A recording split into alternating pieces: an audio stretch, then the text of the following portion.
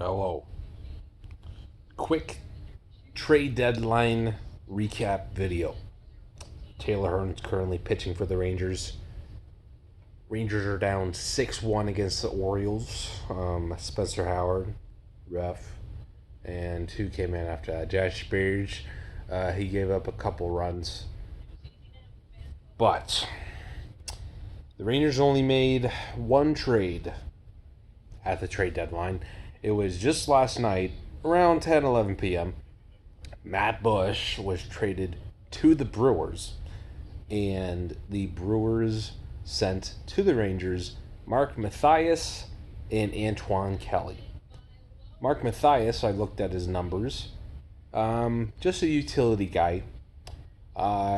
He was with Cleveland for a long time, putting up just average numbers in the minor leagues, but then around 2020, the Brewers called him up for his debut, and since then he's just filled in pretty well at the infield positions. And I looked at his fielding stats, has committed a single error, epic.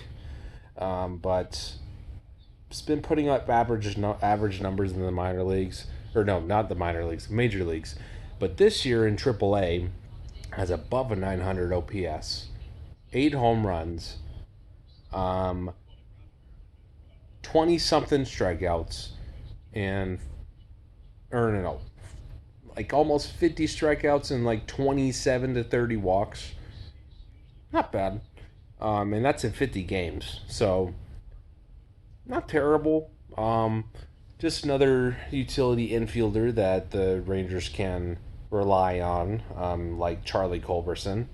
But for Antoine Kelly, on the other hand, I think that's a great pickup because he's a left-handed pitching prospect. I think he's pretty much in our top 30, most likely. I looked at his numbers, and when it comes to his whip, it's okay. It's like 1.2 in his minor league career. His ERA is like 4.44. His strikeouts per nine is elite at over 10. His big problem, though, is with walks. Walking a lot of batters.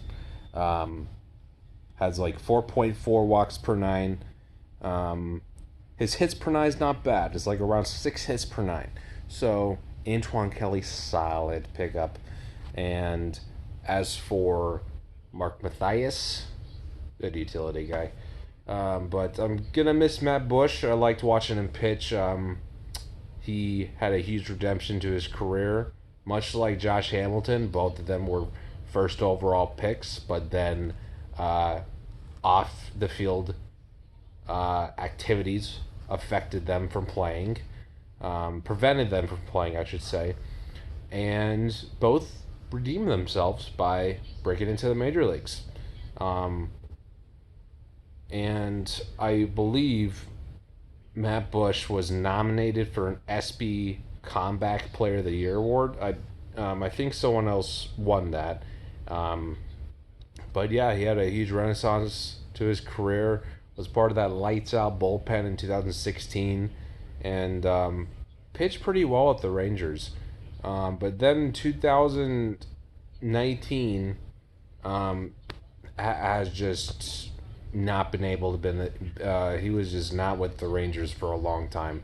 He was in the instructional league at one point, missed all of 2020, and then in 2021, I believe, only pitched 4 innings. I remember seeing him like in the opening day series against the Royals. I was like, oh my god, I haven't seen this guy in forever. And he was on the IL right after that series. So, or maybe like I know it was very soon after that he was on the IL. So, but this year has been pretty solid. He's been a middle relief, setup reliever. It's done pretty well. Strikes out a good amount of batters. And yeah, the Brewers are getting a pretty good relief pitcher. They're not going to replace Josh Hader, per se. But I would say this makes it a good, if there's like looking on the positive side of things, you hate to lose Josh Hader, but this sets up well for Devin Williams to become the closer. Um, because Matt Bush could be the setup guy, but um, good trade. But overall, I give the Rangers a C for the trade deadline just because that was the only trade that was made. But bolstering up that farm system with more pitching, love it. Starting pitching, especially. But now I can get to Joey Danger's Gallo news. Joey Danger's Gallo was traded to the Dodgers, and the Dodgers traded Clayton Beeter to the Yankees. I know something about Clayton Beeter because one of my family members went to Tech. He's a big Texas Tech baseball guy. And I remember he said, dude, Clayton Beeter's in this draft. It was the 2020 draft. And the Rangers had a chance to choose him, but they didn't. And what do you know? The Dodgers get him. And I'm like, oh my God, now the Dodgers are going to turn him into elite pitcher. But they traded him to the Yankees. And from what I saw, Clayton Beeter has solid strikeout numbers. Didn't have a ton of college experience, but luckily the Dodgers drafted him, and he's done just fine in the minor leagues. So yeah, the Yankees are getting a pretty good starting pitcher, who just needs to develop some. But the Dodgers are getting my favorite player in the league, Joey Dangers Gallo. He can grow his beard again, and hopefully Joey Gallo can get something going because this whole year has just been lots of strikeouts. His strikeout rate's increased to like 38%. His walk rate has declined for sure. His home run rate steeply declined. Exit velocity, launch angle, everything you need for power decreased. I really hope he can spark something up with the Dodgers. And not sure what he'll need to prove to be on the postseason roster, but the Dodgers, I'd like to say they're pretty generous with their postseason rosters because, they had Edwin Rios in the 2020 postseason. So, it wouldn't surprise me if he gets to be in the postseason, but who knows. I saw a couple tweets saying, now watch Joey Gallo hit a home run for the Dodgers against the Yankees in the World Series. That would be awesome to see, but hey, only time will tell. I have no clue of knowing. Who knows what's going to happen with Joey Gallo on the Dodgers. But he's not in the lineup tonight. I don't even know if he's in LA yet. New York to LA, that's a pretty lengthy flight. So maybe the next day or two he'll be in the lineup. But I think he'll look pretty good in a Dodgers uniform.